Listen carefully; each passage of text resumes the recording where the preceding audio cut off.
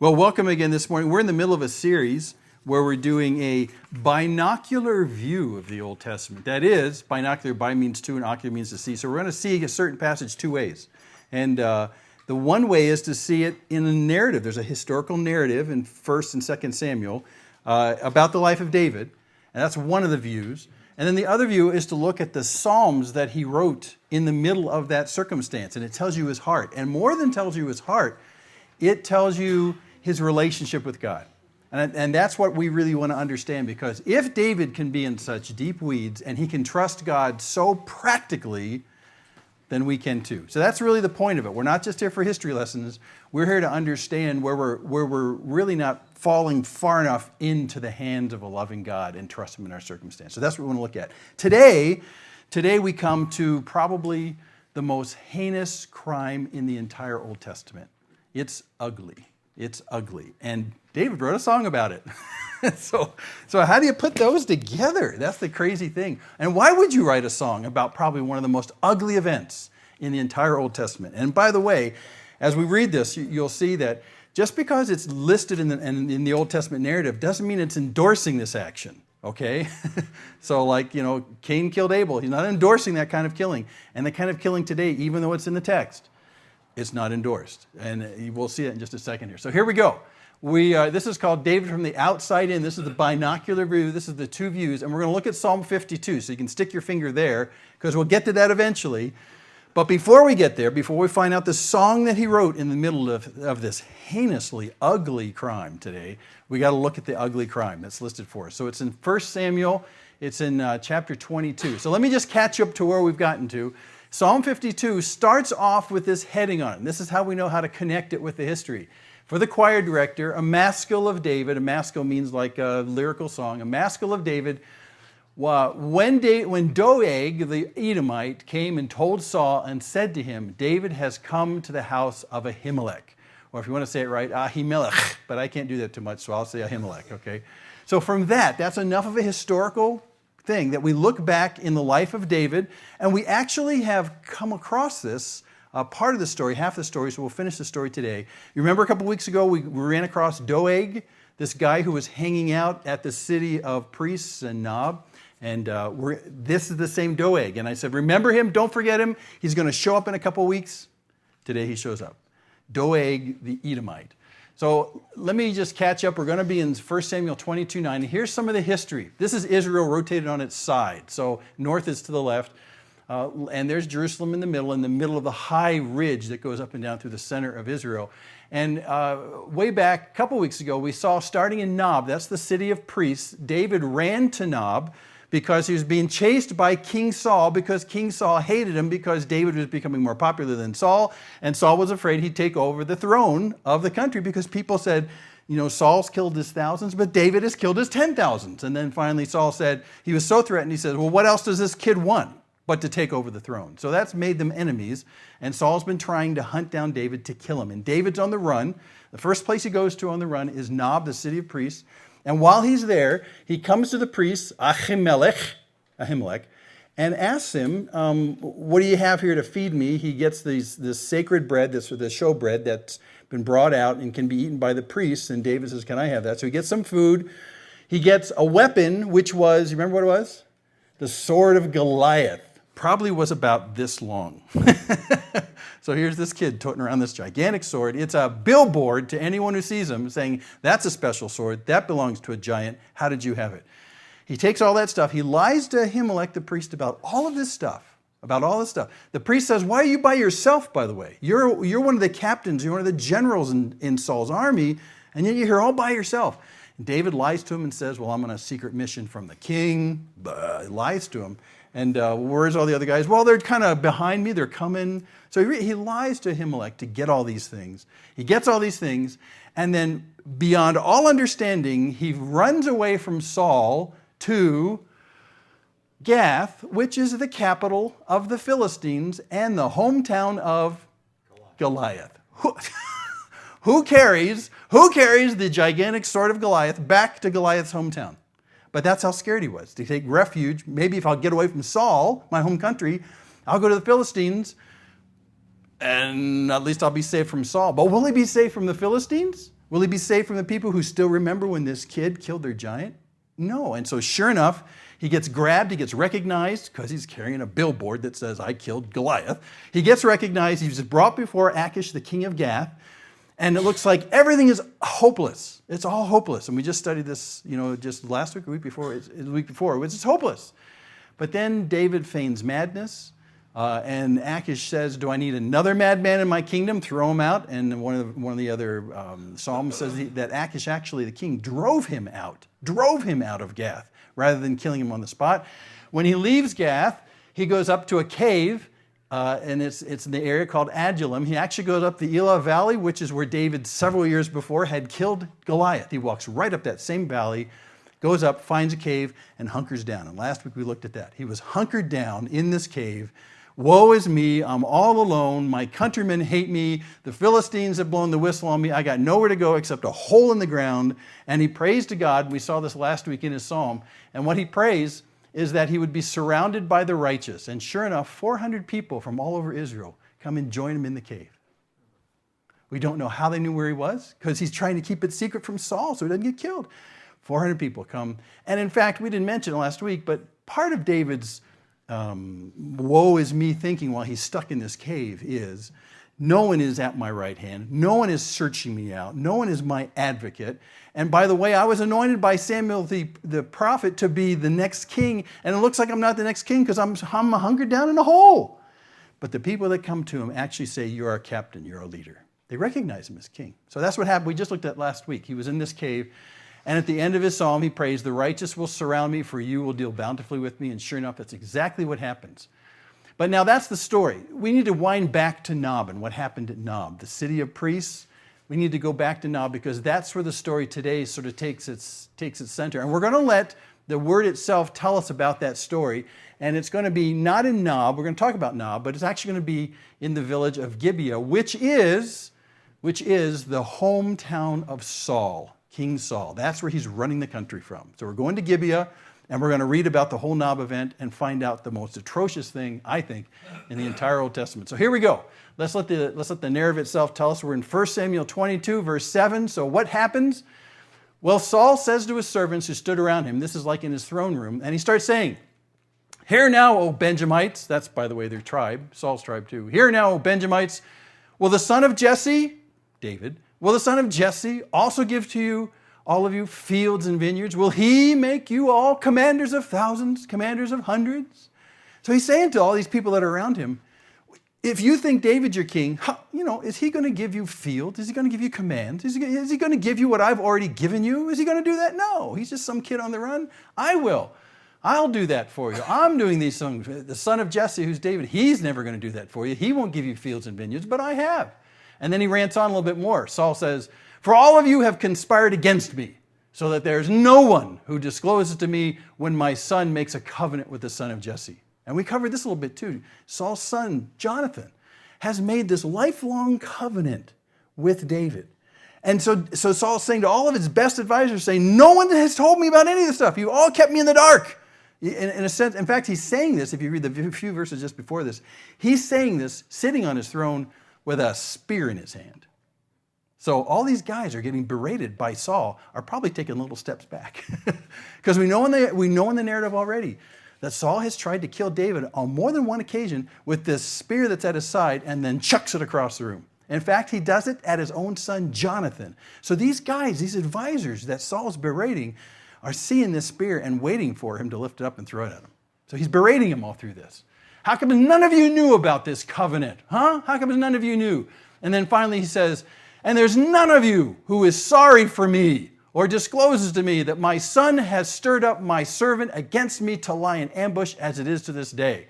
There's none of you who are sorry for me. Oh, gee. So we start the story with Saul in a bad mood. He's in a really bad mood. And he's afraid that all of his trusted advisors and the closest people to him have betrayed him. And not only have they betrayed him, but they're ignorant. They're just too stupid to even protect him. His own son makes a deal with David, who Saul sees as his mortal enemy, and his advisors don't even tell him about it. So Saul is having the paranoia fit of all paranoia fits for Saul's history, right here, with all these people in the room. And they're all cowering, wondering which one of us is going to get speared because we have all failed to serve the king. And now he's really ticked off.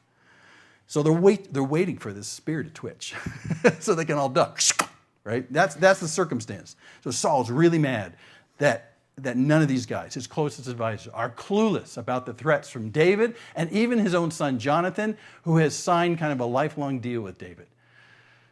Verse 9, then Doeg, the Edomite, who was standing by the servants of Saul, said, well, I saw the son of Jesse, by the way, it's David every time, I saw the son of Jesse coming to Nob, to Ahimelech, the son of Ahitub. And he inquired of the Lord for him, gave him provisions, gave him the sword of Goliath the Philistine. So the opportunist Doeg sees that Saul is angry with all of his servants, and he steps up and says, well, I know something none of them do.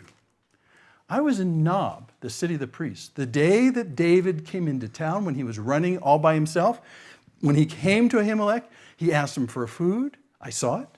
He asked him for a weapon, sword of Goliath. I saw it. And he actually even interceded for the Lord for him. He prayed for him. I saw all of this, King Saul. So really what he's doing is what? He's ingratiating himself to this king who's mad. And he's seeing how he can advance right on the spot and be Saul's right-hand man because he knows something they don't know. Right? So that's what he's doing. He's ratting on this entire thing. Now let me ask you, is that account accurate from what we knew what happened in Nob? I think it's a trick question, but it is. It's very accurate. He's not saying anything that's not true. It's exactly what happened. And David saw Doeg at Nob that day. He was there. And that's why in the passage earlier, just not even a couple pages before, it says Doeg, the Edomite, was at Nob, and he saw all this stuff. So now he's ratting on him to Saul. Then the king sent someone to summon Ahimelech, the priest, at Nob. He's in charge there, who's the son of Ahitub, and all his father's household. We're talking about all the men that are there as well. The priests who were in Nob, and all of them came to the king. Now this is where it starts to get a little heinous, so if you need to avert your eyes for a few minutes, this is the time to avert your eyes. So here goes. They brought to the king, Saul says to Ahimelech, who's the chief guy there, listen now, son of Ahitub. And he answered, here I am, Lord. And Saul says to him, why have you and the son of Jesse, David, why have you and the son of Jesse conspired against me? In that you've given him bread and a sword, and you've inquired of God for him, so that he would rise up against me by lying in ambush as it is to this day. Why? Why are you in league with my archenemy, David? Saying this to Ahimelech with all the other priests from Nob there, the entire priesthood's there.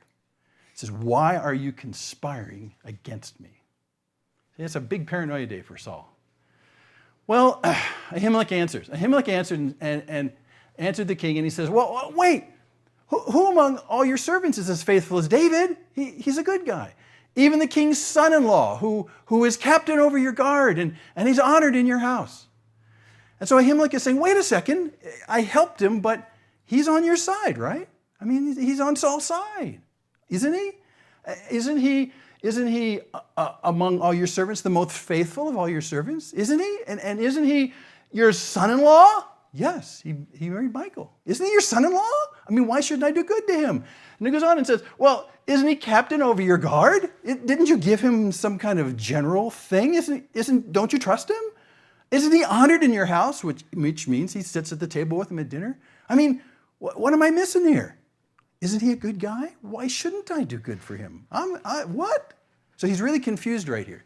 And he's basically saying there's nothing wrong with what I did, because after all, he's a good guy. Then he goes on. Did I just begin to inquire of God for him today? No, far be it from me. So David comes and asks him to pray for him, to ask Ahimelech to pray and intercede for him. And Ahimelech is saying, this is not the first time I've prayed for this man. No, I do it all the time. What is going on? You see how he's just totally, he doesn't get it. He doesn't understand why in this very moment he's in trouble with Saul, and why Saul has brought all of the priests from Nob to stand before the king. And Ahimelech is answering for him. And he's like, I don't get it. I don't get it. And he goes on. Do not let the king impute anything to his servant, talking about himself, or to any of the household of my father, the people standing with him. For your servant knows nothing at all of this whole affair. I mean, he's just like, look, don't blame me. I don't know what's going on. I don't know what's going on. And interestingly enough, as you roll back the narrative, back to when David did run to Nob and did go to Ahimelech, because David lied to Ahimelech, Ahimelech really didn't know what was going on. He was in the dark. He'd been told a lie by David. David said, I'm on a secret mission from the king, that's why I don't have an army with me. I mean, he just lied through his teeth to him to get everything that he wanted. Ahimelech's in the dark. He didn't know what happened then. He doesn't know why he's in trouble now. He doesn't understand why Saul is so ticked at him for having done good to the king's servant, David. I don't get it. Don't blame me. That's what the impute is. Don't blame me. I literally am clueless. I don't know what's going on. I don't know what's going on. But the king said, you shall surely die, Ahimelech, you and all your father's household, pointing to all the other male priests up behind him. You are going to die with all these guys in the room. You're my enemies. Well, and wait, you got to stop the truck for a second here. These are the priests of God. These are a protected class of people. These are people that are unarmed and don't fight for Israel. These are God's servants. So he says to these God's servants, in fact, the sum total of probably almost all of the priests in Israel at the time who were serving in the most special place, you're all going to die, and you're going to die, and you're going to die, and you're going to die, and you're all going to die. And every one of your father's household, which is all the men standing in that room that had come from Nob, you're all going to die. I think I see the end of Saul's kingship. Yeah, Saul's not really operating in a godly manner right here. So the king said to the guards who were attending him, turn around and put the priests of the Lord to death, because their hand also is with David, and because they knew that he was fleeing and did not reveal it to me. Because they knew that he was fleeing and did not reveal it to me. So guards, pull out your swords, kill all the priests in the room. Now, if you're one of his guards, you're going to say, these are the priests of God. But that's the king. Who's got a spear in his hand? Do we serve the king? Do we serve God? If we say no, he's going to put us in the pack with the priests, and I'm going to get killed too. I mean, it's a really tense moment. It's a really tense moment. But the servants of the king were not willing to put forth their hands to attack the priests of the Lord. Yay! They said, no, we're not going to do that. They must have made a pact amongst all of them, and said, no. And they said, no, we're not going to do it. This is heinous this is heinous. I just can't tell you how bad this is. We're not going to do it. They totally refused the king, who's holding a spear in his hand, and they refuse him. And then the story takes a very dark twist. Yeah, even darker. So the king said to Doeg, you turn around and attack the priests. Well, Doeg is an Edomite, which means he's a distant cousin of the Jews. You remember Abraham's the father of the nation. He has a son, Isaac. Isaac has two sons, Jacob and Esau. Remember those guys? And Jacob tricks Esau out of his inheritance, and then the promise from God goes through Jacob and then to Jacob's 12 sons who become the 12 tribes of Israel. Well, what happened to Esau? He basically runs out in the boonies and establishes his own family settlement on the other side of the Jordan River, on the east side of the Jordan River. And the nickname for Esau's people are the Edomites. So they're actually distant cousins through Jacob, who was renamed Israel. So he really doesn't have any connection to what's going on in the temple. He doesn't really, actually at this point it's the tabernacle. He doesn't have any connection to the religious life of the Jews. He, in fact, walked away from that when he split off from Jacob. Jacob said, I want to accept that promise from God. And Esau said, not me, I'm out of here, I'm going to do my own thing. So he really, from historical ancestors have all said, we don't want to be part of the promise of God to Israel. So they're really kind of just cousins, but so the entire thing that makes all the guards nervous about killing the priests of God, to Doeg, it's like, yeah, whatever. So the king turns to Doeg, who's trying to ingratiate himself to the king by ratting on this whole event anyway, turns to Doeg, knowing that he's motivated to be ambitious in the kingdom of Saul, and says, you kill him. Now for Doeg, he doesn't have a problem killing priests, I don't think. But the problem is, if he says no, he's going to be pushed into the group with the priests, even though it's just a heinous thing to do. So he says yes. Doeg the Edomite turned around and attacked the priests, and he killed that day 85 men who wore the linen ephod. Oh boy. Yeah. Single-handed. Ship's over. In the presence of the king and all the guards, kills 84 priests. 84? 85, sorry. I was one short. 85. And they're dead. Now, that should have ended the story, but it doesn't end the story. Because in his ambition, Doeg feels like I've got to really go bigger than this. So without being asked by King Saul to do this, the next part of the story gets even worse. Verse 19. And he struck Nob the city. It's just about 3 miles away. He struck Nob the city of the priests with the edge of the sword, both men and women, children and infants. Also oxen, donkeys, and sheep he struck with the edge of the sword. And that's how ambitious Doeg is, to ingratiate himself to the king. King didn't ask him to do this. Wasn't it enough that he killed 85 priests? And then he goes about 3-4 miles away up to Nob and goes up there and single-handedly kills the entire city of Nob for Saul. All the kids, all the animals, all the wives, dead.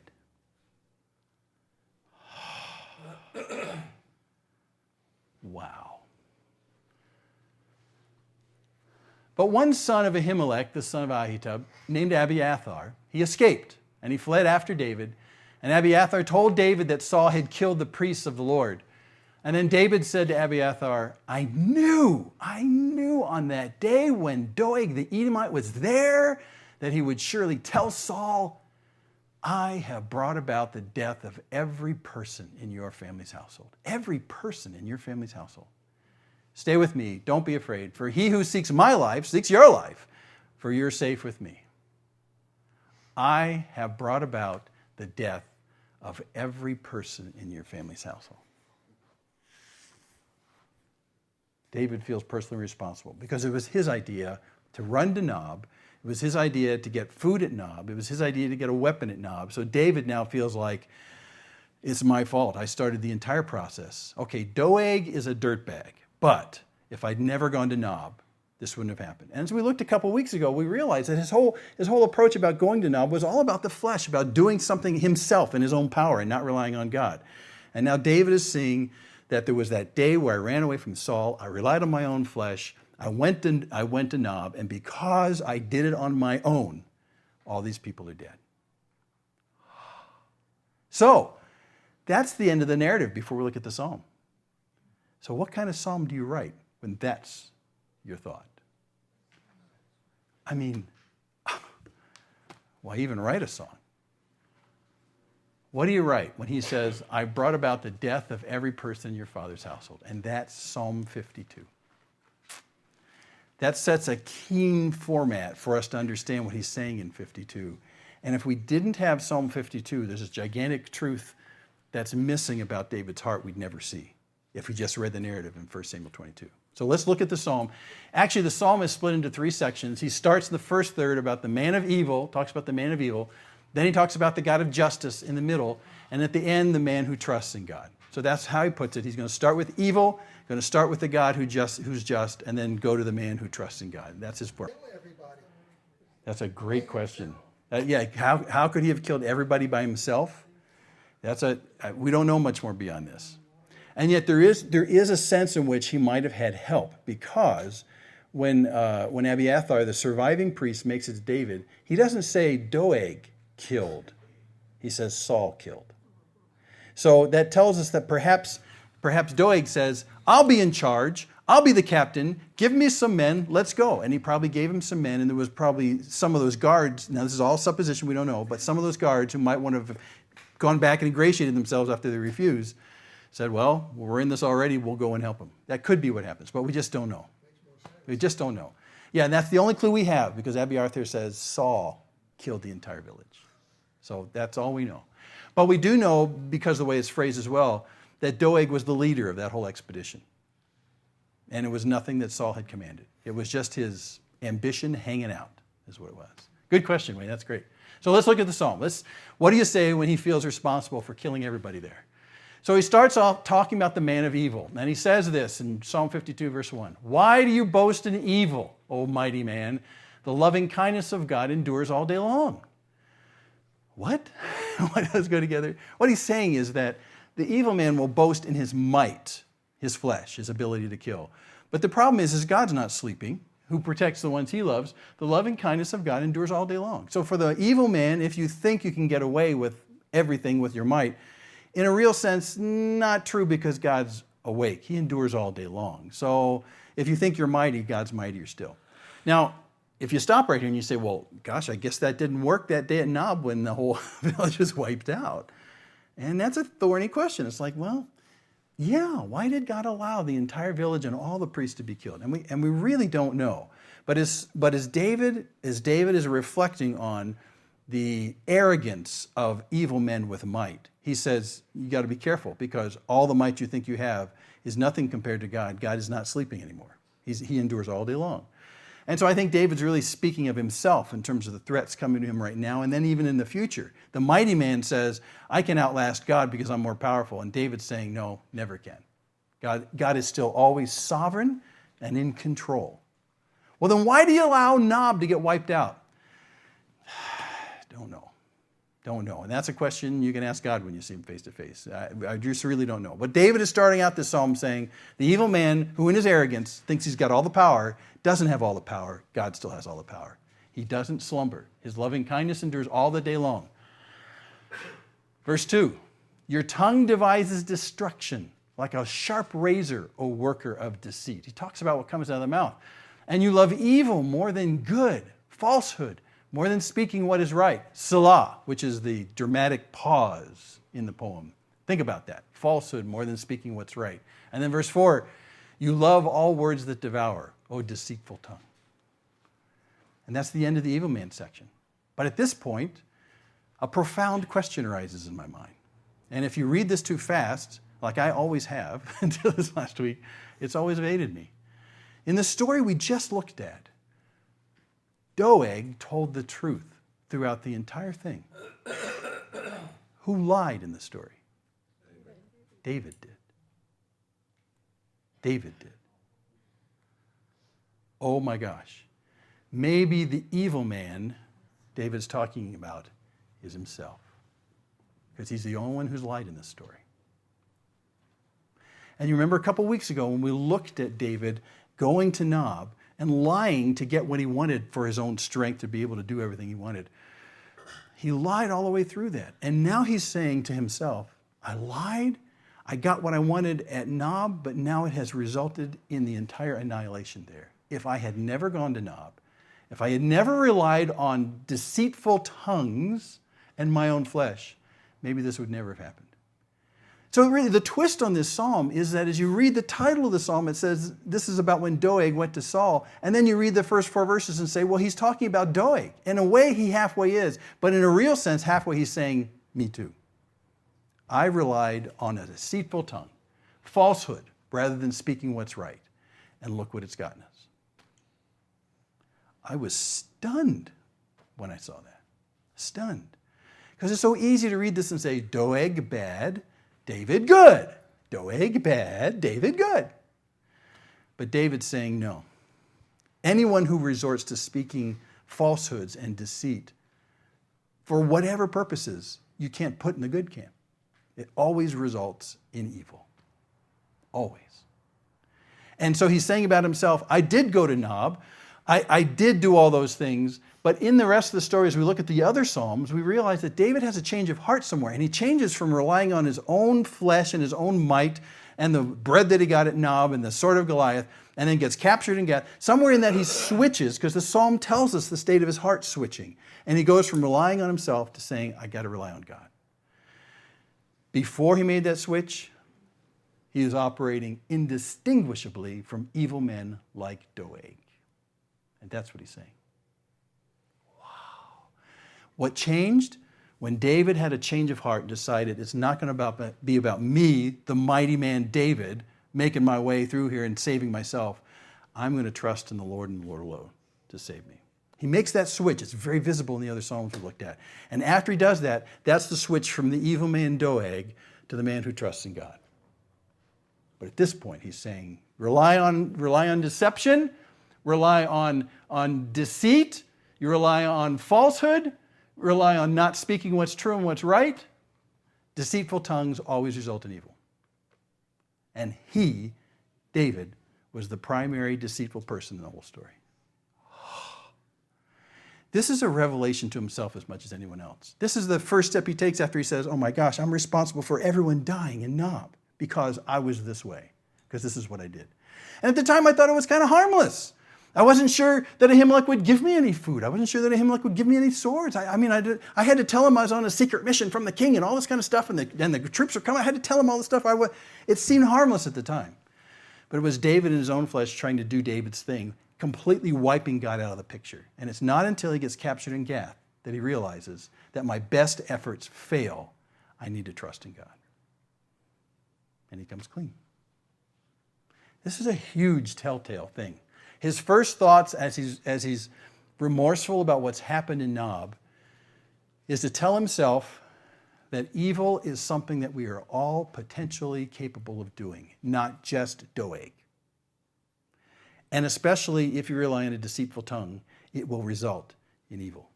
And so this is him saying, I'm done with that. I'm just done with that. That my innocent deceitfulness is not innocent. People have died. I've got to have my tongue speak truth from now on and forever. Even when I'm speaking it and I think it's harmless, it's not harmless. And that's a huge theme throughout the entire Bible. Truth and falsehood. Truth and falsehood. Why is truth important and why is falsehood so bad? Well, truth is important because that's the way things really are. You can see things. You can avoid hazards when you know the truth of a certain situation. But when someone feeds you falsehood, someone gives you falsehood, and you trust that falsehood, you end up stubbing your toe and bringing evil to yourself and everyone around you. But you think in your calculations, this is going to work. Anyone else like that? You do this calculation before you tell someone a lie. Well, let's see, if I tell them this, then this will happen because they'll misstep based on this false information. And that misstep will serve me. It won't hurt them. It's a little white lie. Nothing will happen that's wrong. But there's a cascade effect that happens from falsehood and from deceit. And it cascades into evil. And you know why it does? Because Satan is called the father of lies. When you lie, when you use deceit, when you want to have someone think something different than the way it really is, without lying, but that's still lying, you're actually putting into effect the very methods of Satan to gain what you want in that moment. When I realized that years ago, it stunned me. Why would I, even in my best intentions, think that I can use the methods of Satan, the father of lies, to accomplish what I want in this moment and think I'll have a godly return? That's just crazy thinking. And yet that's exactly what David did. And at the beginning of this, he says, as long as you resort to that, myself included, David says, you're pursuing evil. That's just the way it is. Pursuing evil. Let's move to the God of justice. Verse 5, but God will break you down forever. And actually, we saw this happen in David's life in the arms of the guards of Gath. God will break you down forever. He'll snatch you up, tear you away from your tent, uproot you from the land of the living, Salah. Salah, which means think about that. Have you ever been camping and scared about bears in your tent? As Boy Scouts, when we were in tents, I always feared that. Especially since our tents didn't have floors. That was back when you had canvas tents with no floors. So anything could sneak under the tent and come in and visit you, know. So a bear wasn't your biggest problem. Snakes seemed like a pretty big problem. But the entire time you're inside your tent and you got your flashlights in your tent, you're always thinking about, There's only canvas between me and the entire outside world. And so we tell all these stories to get all the younger scouts really scared about, we had this, I won't tell all the stories, but I mean, all these kind of things. Well, yeah, we had one story called Clubfoot. And it was about this maniac who escaped from a mental institution, and he only had one foot, and he had a stump on the other side. And he was on a killing spree and all this kind of, he would kill little boys in tents. I mean, you just scare all the tenderfeet. But anyway, we'd tell the story, and then after all the younger scouts went to bed, us older scouts would walk through the camp going like this.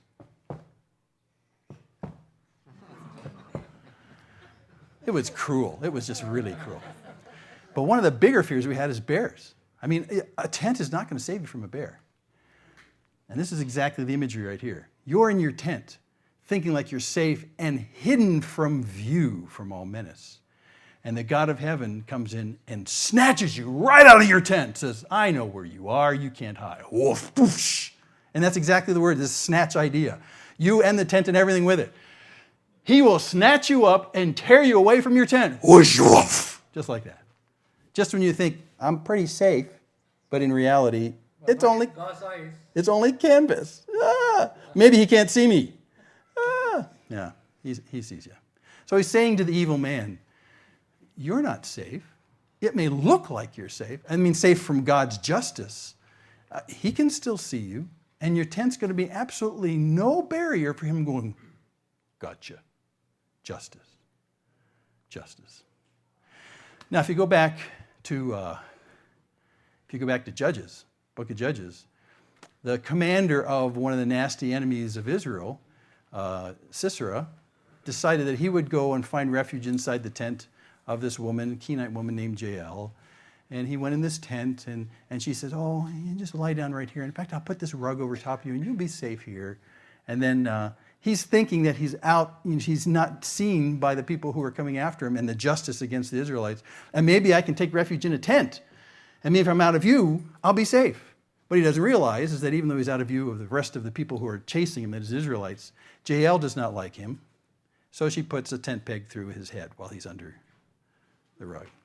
Another really graphic part of the Old Testament. Anyway, the whole idea he's saying right here is that God sees and God will bring justice to you, and nothing is going to stop him. He also says he'll uproot you from the land of the living. That's like a plant, like a tree. Think of a tree that's planted, and you think to yourself, I'm evil, and I've worked my roots into this evil land, and I'm here and secure. I'm something to be reckoned with. Think like, when you think evil, think like the mafia in Chicago during the 30s and stuff like that. They say, well, we're too big to really fall. We're quite something. We're planted here. We're a big deal. And God says, no, you're not. And he can pull you out. That's the kind of justice God has. He sees, and nothing in terms of how you're planted where you are is going to change any of that. You're vulnerable, evil man. You're vulnerable. And in the very first verse, he'll break you down forever.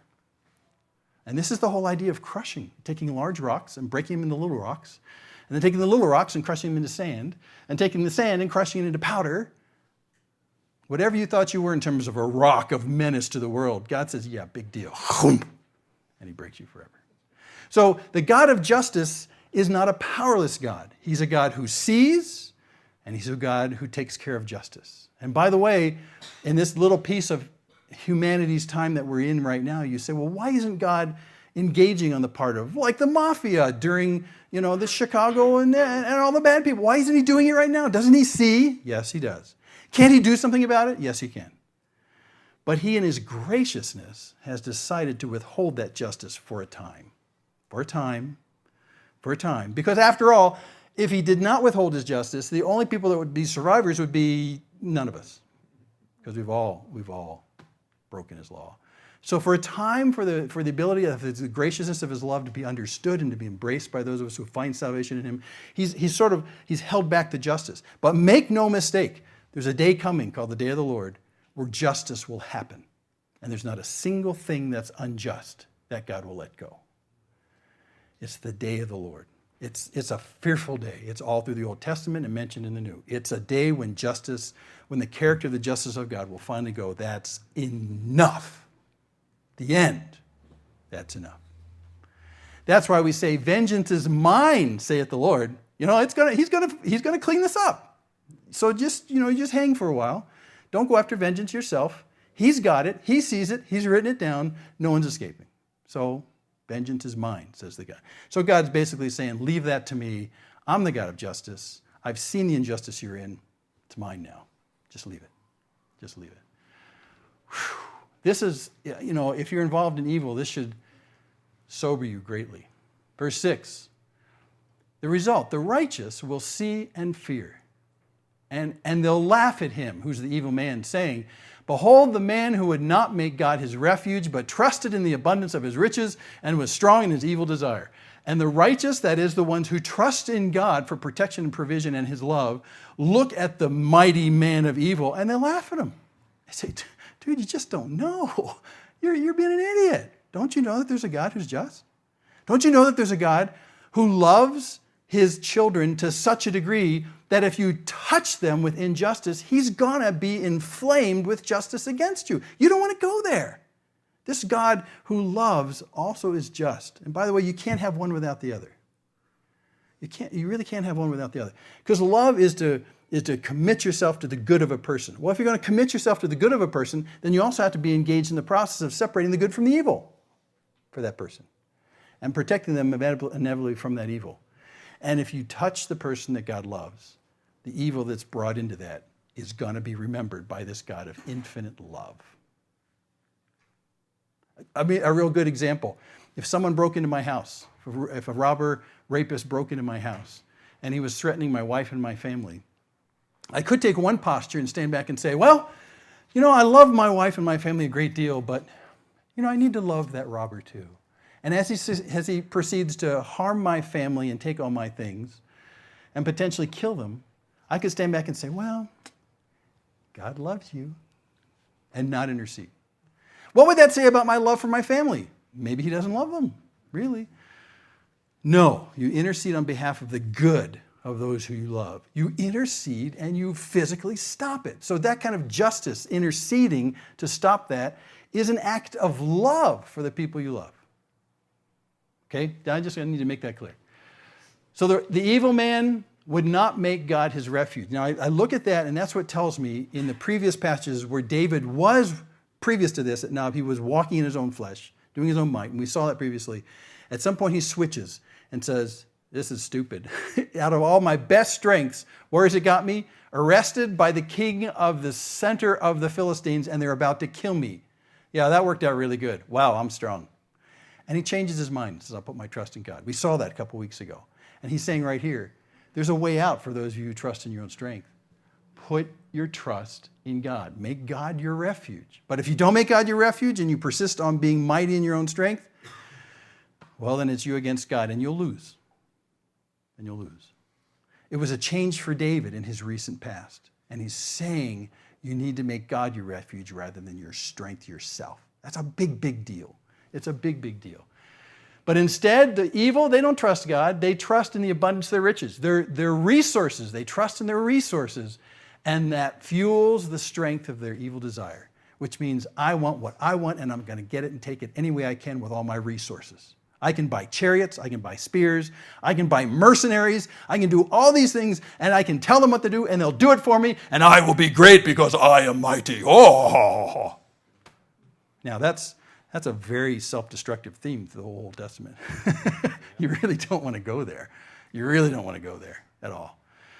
And that's what he's saying. God is the God who sees this, and along with the righteous ones he loves, laughs at this kind of arrogant might. Laughs at the incredible stupidity of it. Because after all, the place that we're sitting right now, this created universe, was created by a God who is so incredibly large and immense. He's bigger than the bigness of this universe, and he's more powerful than the power of the entire universe. I mean, you can take 1 pound of plutonium and wipe out half of a state in a bomb.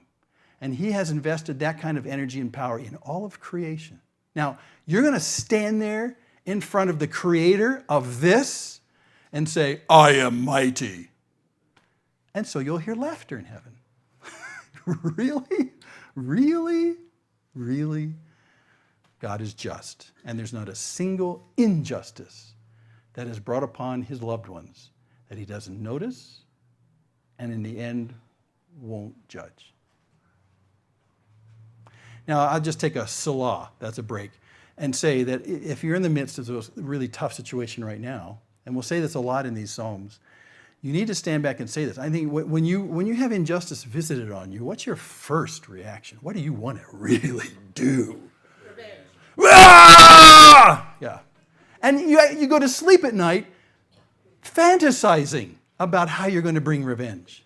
Oh, they're going to hurt so bad because they were bad to start with. I'm going to go back and they're going to know how bad they hurt me because I'm going to, no, I have a better idea. I'm going to, oh, even better. I could, yeah. Am I the only one like this? You're looking at me like, wow, he's a monster. When injustice comes to you, and it's not hard to tell when it's injustice because you don't deserve it. And it will happen, maybe even tomorrow. The issue is not, I'm going to make this right by the might of my right arm. I'm going to make other people hurt like I'm hurting. No, you got to chuck that. You got to chuck that. You got to make God your refuge. You got to say, God, I'm hurting. And the hurt is real. I'm not going to put that away. I mean, it's a real thing. And there's real pain. There's real injustice that's visited on us. What your reflex has to say is, God, I'm going to let go of my right to make them hurt. By the way, that's called forgiveness. I'm going to give up my right to make them hurt. But God, do you see this? And God says, yeah, because I love you immensely and I'm near to you. How would I miss this? I see it. Well, do you still love me? Yes, I still love you. Okay, then I'll make my refuge in you and I'll let that go. That's the most healthy way to deal with injustice in your life. Most healthy. Take refuge in God. I just can't tell you how important that is. If instead you nurture a lifetime of revengeful fantasies, some people for decades, many times against parents, you will live a life controlled by the bitterness of that revenge. It's bondage. It's truly bondage. It's truly bondage. And we could go for weeks talking about this. But the very simple antidote is to let go of your right by your might to make other people hurt and say, God, at least I'm confident in your loving kindness for me and your dedication to me and that you see, and I'll let the vengeance go to God, not me. I'm done. So that's just super important, super important. Take refuge in God. Don't trust in your resources. Okay, now he moves on at the end to the man of trust. What does a man of trust look like? Verse 8. But as for me, I'm like a green olive tree in the house of God. I trust in the loving kindness of God forever and ever. I'm like a green olive tree. What the heck does that mean? What? Well, in contrast, an olive tree, a tree, is planted in the ground, right? It's not going to get up on its roots and start running around and chase after the people bringing injustice to it. You're actually going to stay in one spot. You're going to be right here. That's what it is. As opposed to what David was used to in his earlier life, he was a very skilled soldier. He did some crazy things to bring foreskins to Saul to buy his daughter's dowry. I mean, he was a guy who was very skilled. He could go out and as a military soldier, he was shrewd and capable. I mean, well known. Saul has killed his thousands, but David is 10,000. David was a man. So really, the whole idea of that kind of soldier is he's a guy that can kind of hop around, get a sword, do his things. He was very capable. He's a moving kind of guy who's capable in his own might because he's trained how to do this. And we know that's a success story. That's what he does. That's his reputation. But David's saying, instead of being this guy, I'm going to be this guy. It's a stark difference. The mobility of might and strength and the placid decision to plant yourself in God's house and let him take care of you. It's a radically different thing. Radically different thing. And if you do ever get in that injustice situation where I told you, put your refuge in God. Let go of your right to to bring revenge. Think of yourself as a green tree. You're going to say, well, I'm not going to worry myself about what I'm going to do. I'm just going to plant myself here. Where am I planting myself? In the house of God. So the idea during that time is you would have a little house that you would build, and if you could, you would either plant a vineyard around your house or you'd plant olive trees around your house, both of which provided wonderful stuff. In fact, those were the two luxury plants at the time. Vines brought you grapes and grapes brought you wine, and it was equivalent to joy is what they call that. So it was an incredibly luxurious fruit, the grapes. But the olives, number 2 on the list of luxurious. The olives, the oil could light your house. It could help you cook.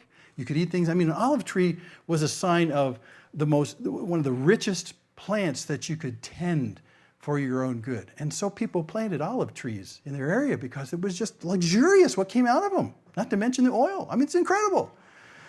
So an olive tree is something that provides great luxury and productivity and delight to its owner.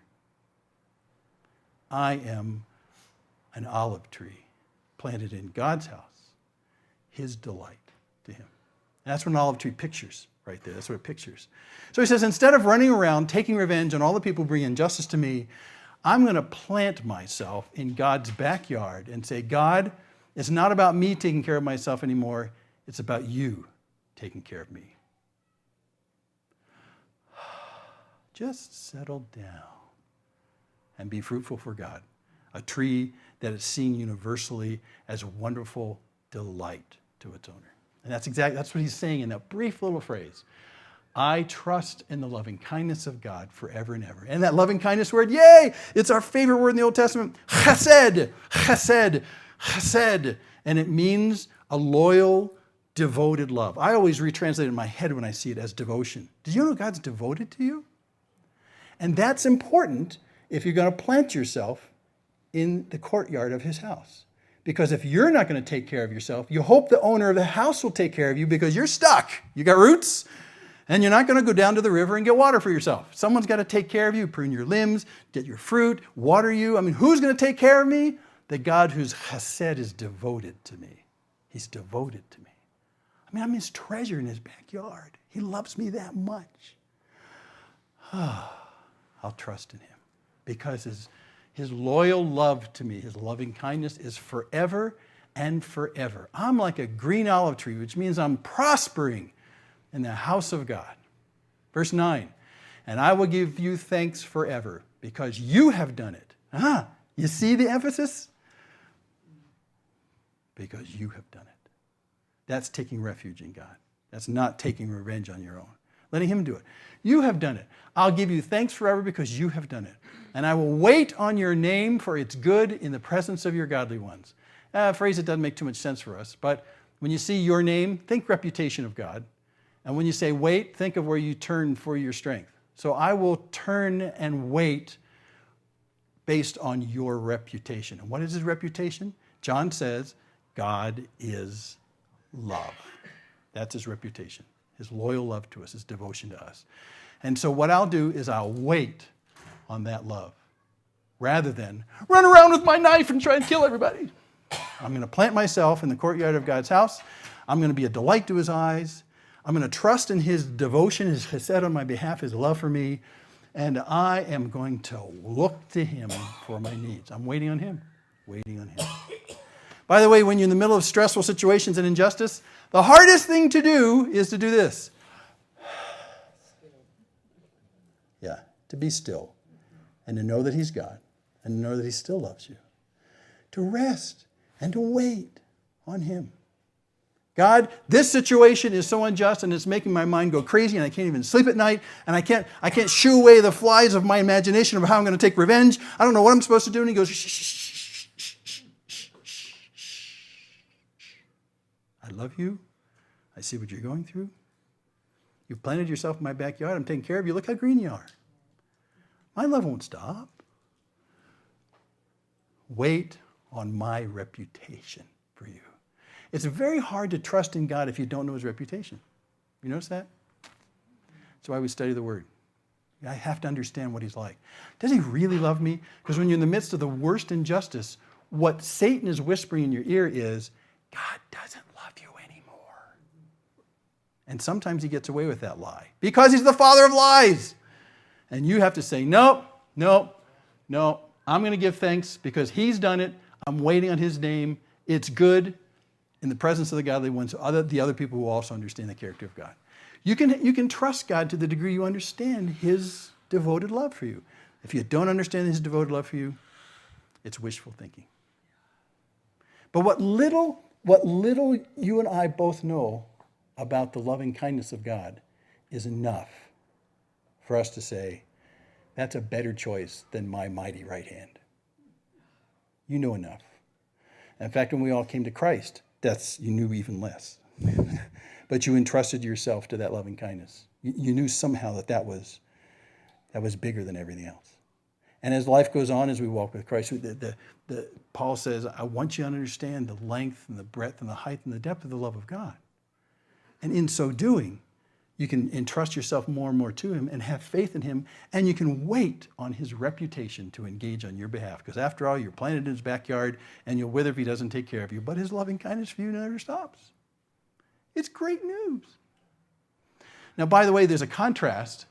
You can be an olive tree planted in the cultivated backyard of God, where he delights in your fruit and in who you are. Or, in Israel, you can be an acacia tree that's planted out in the desert. And they struggle all the time because there's no one taking care of them and there's no water. And they struggle. They look like struggling trees. When you go to Israel, you'll see trees out in the middle of nowhere, and they're these trees. And you look at them and you go, oh man, that tree, that's really hurting. And every one of those trees looks like it's hurting. It's like, oh. And that's what it's like to live in the desert of this sinful world where no one, Satan included, is there for your best. He's saying what you need to understand is that you've been planted in God's courtyard and he's taking care of you. And you're green and fruitful, and he looks out his window at you and says, I love that tree right there. Great tree. Love it. Delight. You know how much he loves you? You know how much his loving kindness is set toward you? You know how much he looks at you and delights in who you are? So when you're in the midst of the worst injustices of life, you got to remind yourself, oh, he hasn't stopped loving me. The Lord's loving kindness is indeed, they never cease. They never fail. His mercies are new, hey, every morning. Great is his faithfulness to me. That's what his love's like. And you need to pin that on the bulletin board of your brain and remember that. Because Satan is in the active business of telling you he has stopped loving you. He has stopped loving you. Don't trust him anymore. He's stopped loving you. Well, we need to wrap this up. In this whole psalm, David does a mirror, mirror on the wall, kind of. And when he looks at Doeg, the nasty Doeg, and he comes to this mirror looking, he sees himself, potentially. David was a man of the sword. David was a man with a sharp tongue. David, without God, would have become a Doeg. And that's what he's seeing in this. The evil man, oh my gosh, is me. The only thing that saved me is I've entrusted myself to the loving kindness of God. And yet, if it were not for the loving kindness of God, Doeg would be me, David's saying. That's what he's saying. And that we are all capable of that kind of evil. The world is not separated into inherently good people and inherently bad people. That's a lie of Satan. That's a lie of Satan. Oh, you got your good people, then you got your bad people. You know, and the good people God loves, the bad people God hates. We know it turns out that we've all fallen short of the glory of God. None of us does good. None of us. No, not one, says the Bible. We're all in need of his salvation. And the only difference is in the midst of conflict, are you going to put your trust in yourself, or are you going to put yourself in the trust of the refuge of God himself, who will take care and engage on your behalf, and who tends your olive tree in the midst of chaos and loves you because of that. Loves you. So that's really what David is doing here. He's seeing Doeg as a prototype of himself if God was not on David's scene. So let me just finish. There's several places in the Word where it talks about these planted trees. And I want you to get this planted tree in your head really, really carefully. I want you to see yourself as these trees. And by the way, this is a picture in the Garden of Gethsemane in Jerusalem. It's a tended garden of olive trees. Every time I go there, and I've been in that spot several times, every time I go there, I think of Psalm 52. I think about the tended olive tree. These are tended olive trees that are magnificently old, many of them, but they're there and cultivated because they're a lovely thing to its owner, and they prosper because they're cared for. And that's a picture of God's relationship with you. And he looks at you and sees great, great, wealthy fruit, lovely, delightful green. I want you to see yourself as that, rather than a tumbleweed in the desert. Because when you're in trouble and you're in injustice, you feel like a tumbleweed in the desert. I'm getting blown everywhere. This is horrible. Who sees? Who's going to come to me? Or as David said last week, who's at my right hand who'll engage on my behalf? Who's coming to look in on me and help me? Oh, I'm a tumbleweed in the desert. Don't think of yourself as a tumbleweed in the desert. You're a tree planted in God's own house, and he loves you. There's some classic places, and I would direct you to this. Go to Jeremiah 17 if you want to read a classic picture of this. Jeremiah 17, around verses 7, 8, 9, somewhere around there. Go to it's Psalm 1. Go to Psalm 1. Great picture of a tree planted by water that brings life. Or this one I wanted to finish on. This one probably most people don't know about. Psalm 92. That's another great picture. It's the same idea. The righteous man will flourish like a palm tree. He'll grow like a cedar of Lebanon. Hey, wait, that's not an olive tree. Good. That's good. But they had different pictures. An olive tree produced luxurious fruit, just a delight to the owner. Lit the house at night. It was wonderful. It was a richness, a tree of richness. When you see a palm tree, you know what they would think of in the ancient mindset with a palm tree? Dates. Date palms. Sweetness. Sweetness. I'm going to be the producer of great sweetness to my owner. Luxurious olive trees. Sweetness is what brought to the owner in palm trees. Cedars of Lebanon, what were they known for? Two things at once. They smelled great and they were huge and stable. Every single girder that was put across the buildings in Israel was built with cedars of Lebanon. In the temple itself, when it was finally built, you can build stone walls, but you can't bridge a roof unless you have some big timbers. Cedars of Lebanon. So in a real way, the cedars of Lebanon were a picture for dependability and strength and trustworthiness, and they even had a great aroma. They were highly prized by their owners. So he's saying, this is what I am. The righteous man will flourish like these very valuable trees. Sweetness and strength and stability in the area, for like a cedar of Lebanon. That's what a righteous man is like. He's planted in the house of the Lord. There it is. They will flourish in the courts of our God. God is growing you to be those kind of trees that he delights in. He just loves you. And instead of going out and finding you somewhere out in the countryside to pick your fruit, he's planted you in his backyard, right near him. So he can look out the window and go, look at that one. I like that one. That's what you are. You'll flourish in the courts of God. They'll still yield fruit in old age, which is good news for many of us. They shall be full of sap. That's not an old age thing right there. They'll be full of sap, very green, to declare that the Lord is upright. To declare that the Lord is upright. He is my rock, and there is no unrighteousness in him.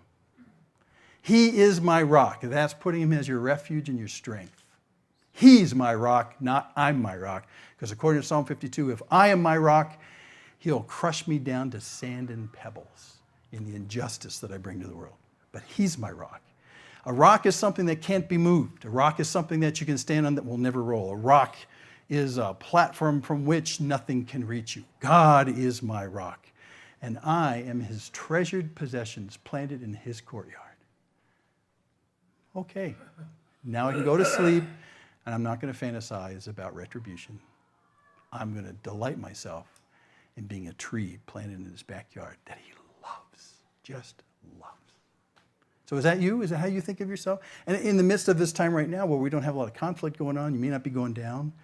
You may have a hard problem right now, but the issue is you got to always go back to that courtyard. And remember, he loves you so much that he's pulled you out of the desert and planted you in his backyard, and now you are his delightful project to care for the rest of your life. He's not going to miss anything that comes your way. Nothing. That's how much he loves you. And not only will he protect you, you'll prosper. You'll be full of sap. That's a good thing. You'll be full of sap rather than dried up. You'll be full of sap and very green. God does not delight in the things that come into our life that challenge us being very green. But the issue is we will only be green if our roots tap into his courtyard. If they tap into your own might, you're going to wither up and die. And that's what David learned, and he is learning and is proclaiming. After the last words out of his mouth in this narrative is, I caused your entire household to be destroyed. It's an astonishing contrast. He has put off, I think, forever relying on deceitful tongues, on evil to get his ways, manipulative. He's finally said, God alone is my refuge, always and forever. And that's probably the most important lesson David, as the future king, needed to learn. And it was cemented here as he saw his own potential future in Doeg. And he says, not me, not anymore. I'm not that man of strength. I'm a man who runs to the refuge of God. I'm his olive tree. Radical change for King David. Okay, let's quit. Father, what an astonishing narrative and psalm you've given us. And Lord, many of us, even this very second, are in the midst of tremendous injustice and trial, conflict. And Lord, we feel like tumbleweeds being blown across the desert. No place to root, no place to find refuge, nothing. With no resources, nothing. And just drying up even further in the sunlight of this conflict. But God, remind our hearts that as we take refuge in you, you have planted us in your courtyard, in your house, and you look out and you delight in caring for us. Your love can't be stopped. Your loving kindness indeed never ceases. Your mercies are new every morning. Your faithfulness to us is great. Lord, remind our hearts about the ongoing chesed, your loyal love, your devotion for us, so that even in the midst of bad times, people will look in and say, I don't understand why your leaves are green. I don't understand why you seem to be prospering in the midst of this situation when you should be like a tumbleweed. And what's different? And Lord, we can say what's different. What's different is our God who loves us immeasurably. And he cares for me. And he cares for me. Father, thank you for being near to us, not distant and far and uninvolved. And we pray that because of your nearness to us, in the midst of the horrible places we find ourselves, that you would be glorified and that many would be drawn to your name, to your reputation. So thank you for this incredible word to us, cemented into our hearts, especially as a down payment for the future problems that are ahead of us. So thank you for all this now. In Jesus' name, amen.